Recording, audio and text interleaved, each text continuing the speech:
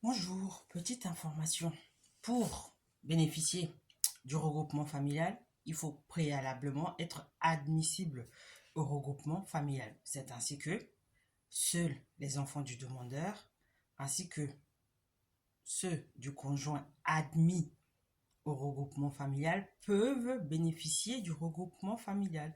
Par conséquent, sont donc exclus les enfants d'un autre conjoint non admissible au regroupement familial, sauf si celui-ci est décédé ou s'il s'est vu retirer l'exercice de l'autorité parentale. Donc, en clair, si vous voulez faire une demande de regroupement familial,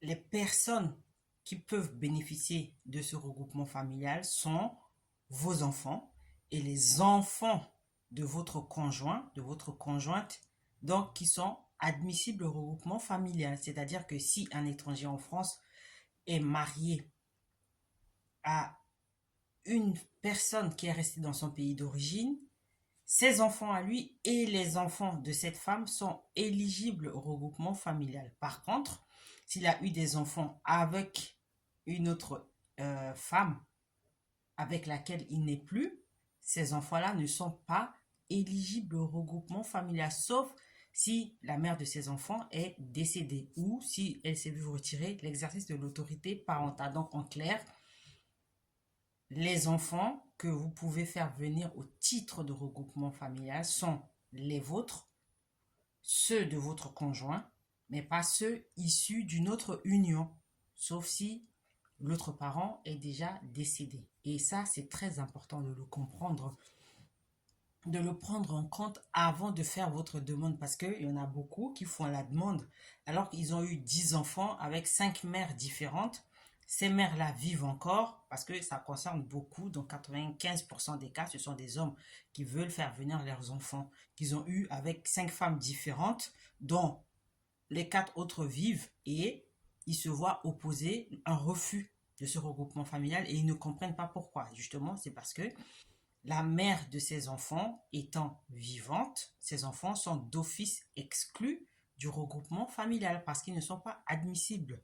D'accord? Donc, ce sont des petites subtilités qu'il faut connaître. Et là, je le sais par expérience, par les personnes que j'ai accompagnées. Il y a des situations ubuesques. Vous ne pouvez même pas imaginer le genre de choses qu'on rencontre dans ces démarches de regroupement familial. C'est pour ça que c'est un thème qui est tellement vaste que je peux en parler tous les jours ici. On ne va pas finir de donner toutes les conditions, toutes les astuces, etc. Donc, c'est très important de prendre en compte ce fait-là. Si vous êtes ici, vous êtes marié, que vous avez déjà des enfants ici et que vous voulez quand même faire venir des enfants que vous avez eus précédemment, donc d'une autre union, assurez-vous que l'autre parent ne vit plus ou alors qu'il s'est fait retirer le bénéfice ou l'exercice de l'autorité parentale. Dans le cas contraire, ça ne marchera pas parce que vous êtes déjà ici en couple. Donc, de facto, cet enfant est exclu du regroupement familial. D'accord? Donc, pensez-y dans vos démarches.